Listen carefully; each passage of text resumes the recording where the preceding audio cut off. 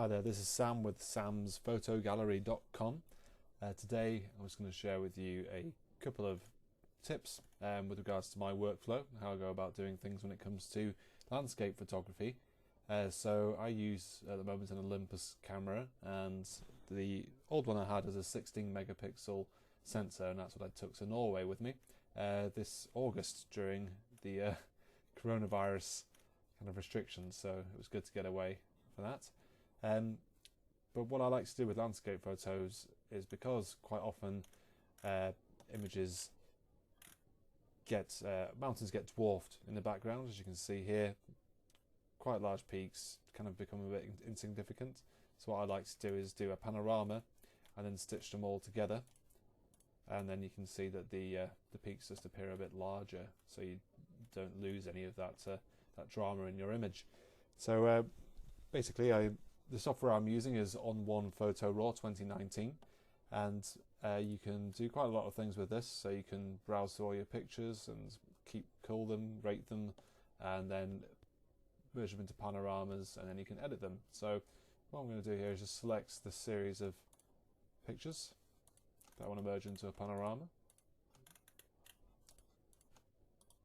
and right click and merge to panorama just in this menu here. So it's just going to do a sort of primary preview of that panorama stitching there, and we'll see what it comes up with. So we'll just check it for any obvious errors, any kind of duplications that you get sometimes with panoramas. For those of you that don't have any software for editing pictures, there's loads of free stuff out there, especially panorama stitching software. So if you've got some pictures which you took a panorama off but you haven't stitched them yet, there's lots of options out there for you. So just looking at this image here, I can see that there's no duplications, no extra doubling of rocks there, no great big lines down the image. Everything kind of looks okay. So what I'll do is, it's telling me the output size there is 10,538 by 4,142, so that's quite a lot of megapixels. So we'll just click save, and that will now load all the images up again and stitch them into a panorama. The only thing I will say about this process is it is quite memory heavy on the computer, so just make sure that you've got plenty of RAM to go through this, otherwise it will not like it. So just while we're waiting for that to merge those images together, this is a technique I quite often use for images that you'll see on my online store. So if you haven't seen my online store yet, you can go to www.samsphotogallery.com and just click on the store section there, and it'll take you to a page which has a link to the online shop, but also gift cards as well for photo shoots that you can buy for your family and friends. And on the online shop, there's loads of different sizes you can get, and you'll see a few panoramas on there which are stitched together and then edited in the same technique I'm using today. So it's now saving the images now, and then we end up with our panorama here. So first of all, I just need to load up the one next to it, otherwise it goes a bit weird, and then I'll just load up this one here. So now we've got our panorama loaded up in the browse module. So I'm going to go into edit now, just on the right side here, and we'll load it up in the edit module, and I'll show you basically my process of going through editing an image like this. So first of all, just while it's loading up the image there, again it's quite big. The file size is 436 megabytes, and we're looking at maybe, I don't know, something like over 40 megapixels for this at the moment. So first thing I notice about this picture, obviously we've got this large dark area here. There is some detail in there though that we can bring out, and then we've got the lake in the foreground here and a bit of snow around. So the kind of composition of the photograph is all framed around this lake. The colours don't look too bad actually, but what I'm going to do is just going to go through the sliders here, just adjusting them as I go. So if we concentrate on this area here first, because I'm going to come back to this later, just up the contrast a little bit, just brings out a bit of the detail there. Just try moving the shadows up a tiny bit. Basically just move the sliders around until things look correct, kind of as how I remember them being there.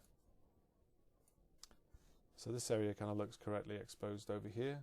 We've got some nice colours down in the lake there.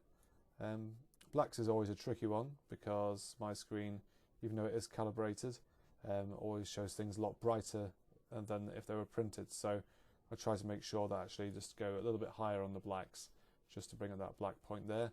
You can also do that using the histogram here. So this large red peak at the back there, if we just bring down the blacks, you can see it comes down till it clips just off the edge of the histogram. That means that there's a portion of black colours there which are just completely black. They're not being expressed. So I'll just bring this up a little bit here, just so I've got just no true black there, because when it does go off to the printers, that will, this area here, it's more like will be completely black in this portion here. So we can bring up the structure of the image. That just brings a little bit more detail, so that's always handy with the landscape photographs. And haze. Haze is a tricky slider, don't overdo it, but you can reduce the haze just to bring out a bit more detail in the background there. On this image though, there isn't really much haze at all, so I'm going to leave that just reduced a tiny little bit, maybe -5 points there. And then we come up to the colour, the temperature. Again, make sure your monitor's calibrated. Mine's pretty good for temperature now, and on this image at the moment this all looks pretty good. We've got some nice blues, the snow is white, not yellow or blue, and everything looks okay colour temperature wise. You can use the presets here to go to auto, see how it adjusts it there. Well, it did make quite a big adjustment, but not really a noticeable one, to be honest. So I'm just going to leave that as it be, but to say, oh, it's cloudy. I want to select cloudy there, but you can see that makes all these whites look a little bit yellow here, and there's a bit of a pink tinge there as well. So I'll just bring this back to as shot. So that's the colour temperature that the camera has recognised it as.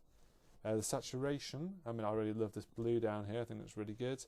The vibrance is okay, but what you can do is let me just bring down the saturation a bit and increase the vibrance. I find Olympus cameras quite often can overbake things, and you can just see it brings down a bit of the overall colour, but gives it a little bit of a lift at the same time. It's a bit hard to explain, but you can see we've got a nice selection of colours around here. So doing that split, reducing saturation, increasing vibrance is something I quite often do on these images. And if we go down to details, I think sharpening is probably alright, because I'll do that when I export the picture, but I've just got a couple of settings there for sharp 1, just increases the sharpening by about 50%, but I'm just going to leave that for now. Lens correction is not applicable on this panoramic shots because they it's done that kind of lens correction already when it did the stitching, so we can leave that. So if we go into effects, this is where it starts getting a bit more fun. So if we go into add filter, and I love dynamic contrast. You can see all the filters here. On1's pretty good because it tells you down in the corner what each filter does. But dynamic contrast, yeah, just helps bring out little details in between other objects. So if we just zoom in here into this image, and we'll just turn off the dynamic contrast, so you can see everything's just a bit flatter here. But if we can turn it on again, you can see it just brings out a little bit more detail in all these rocks, and especially in the scree down here. So sometimes you think, oh, that's a bit too much. So a great thing about On1 is that for each effect, you can then just reduce the slider and maybe just have it set to about half full strength. And I think this kind of needs a little bit there, so I'm going to leave it up about 80-90. You can also select the different types of objects that you want to be contrasted next to each other. So large areas to small. Small detail, I can bring this up a little bit, maybe bring in a bit more of the small detail. But again, I think that's just overbaking it to get there and getting a lot of whites, a lot of really quite kind of grainy look there now. So I'm going to bring that back down to get to about 5. And then large details, we can bring those up again. That might look a little bit better. And we'll just leave it there. I think that looks good. Okay, so that's the dynamic contrast. The next filter I like to go to is, I think I'm just going to put a bit of glow on there. Now glow is a bit strange because I've just had lots of detail with dynamic contrast, but what I like to do with glow is it's a soft focus filter. So if I go on to say dark or deep forest, you can see it makes it look like you've just rubbed a load of stuff in your eyes, you've just woken up and everything is this kind of really weird dreamy blur. That's way over the top. That's not what I want. So I'm just going to go back to normal glow, and it's still a little bit different, but you can change the way it works. So I'm going to go into this mode here and change that to overlay strong. So I think what it's doing there is it's soft focusing, but only to the colour in the photograph, not to the black and white detail, to the tone, only the colour. And what it does, it just merges a lot of these colours together here, so you end up with a little bit more of a sort of painting watercolour style effects. If I just turn that off, you can see the difference. And it just creates a little bit of richer colours and just blends them together a little bit. So I really like how it's just coming together now. It's a bit more about how I remember it. Lots of different coloured plants in the foliage, and you've got, so not the foliage, but you know, just the plant life around the place, and just a bit more of the colour down here and around the edges. So that looks really good. So now another filter I like to add is always I just go into vignette and subtle, strong, or a big softy. Well, a big softy is always a favourite, and I just always put that on and just bring it down to about 40% there on the slider. And it just helps draw your eye again into the center area of the picture here. If we then go into local, I can start working on this really dark area here. So I've kind of been ignoring this for now. So what I'd like to do is you can sort of paint in your adjustments. So I'd like to certainly lighten the area, and I'd like to add a bit more detail to it as well. So that's a structure slider here.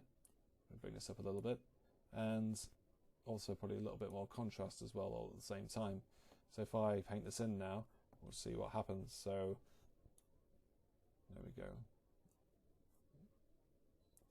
And paint this in. Now you notice straight away, oh, that looks quite blue. So what we'll do is once we've done the adjustment, we'll copy this masking layer or adjustment area, and we'll make it a color adjustment to get rid of that blue there. So let's paint all this in. Just ignoring the edges at the moment because there's another option for the brush that you can bring in. Just paint it all on. Got over a bit there, that's fine, we can come back to that. One thing I will recommend if you're doing any photo editing is learn your program's hotkeys on your keyboard, which it should just make things way faster for you as you're working along. So this looks a bit weird at the moment, but that's because we've got everything set to full, and that just looks a bit strange. So we'll work on this a little bit more, but I just want to make sure that I have gone over the whole area with the brush that I want to on this stage. So we can go up to this area here, this little brush, perfect brush. So this is where it will, as you can see in the little animation there, go right up to the edges, but not over. It detects the edges for you. So we can just paint this in here.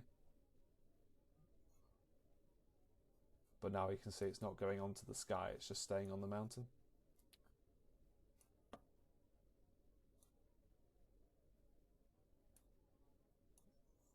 Just neaten all these up over here. That looks good. And just up here as well.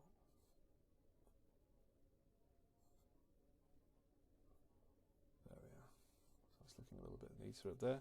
And I'll just press Shift X, it will change it from a adding to a removing part of the mask. I'll just go over these lines here again. Oops, slipped a bit there. Just Shift X again, go back to add it back in. Okay, so as I said, that looks a little bit strange now. So what we can do is just go back to these sliders here and just work on a couple of more adjustments. So I think I will just try and increase the shadows. Again, everything's still very blue. Maybe just bring down the exposure a bit. Yeah, that's looking a bit more natural now. And we'll have a bit more contrast again, I think, just in this area. And we've already got the detail, yeah. So then you can just use the overall slide of that adjustment and just bring things back down a touch. So about there, I think. Let's give it a little mid-tone boost as well. Okay, so everything looks really blue in that area now, and it looks quite unnatural. So what I can do here is click on this little icon there and go into copy, and this will copy the adjustments area on the screen. I'll go back into effects. Doing a bit of rendering apparently.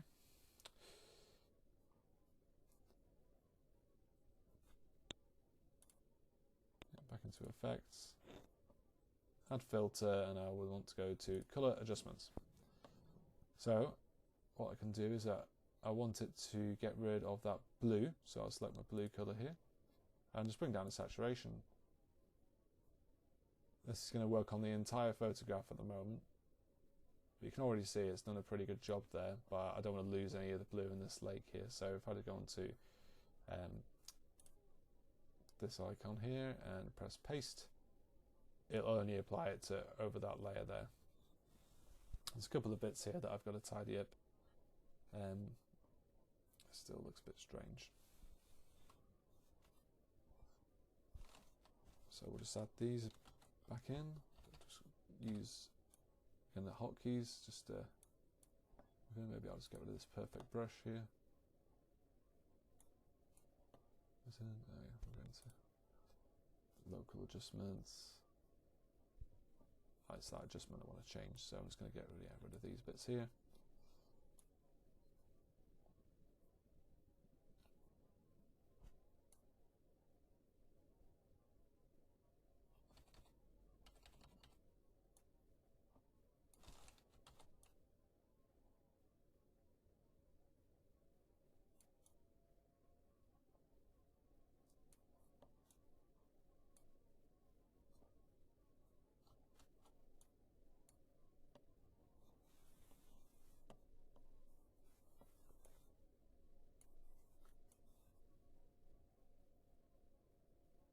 Maybe a bit more contrast there again, just to darken it up a bit.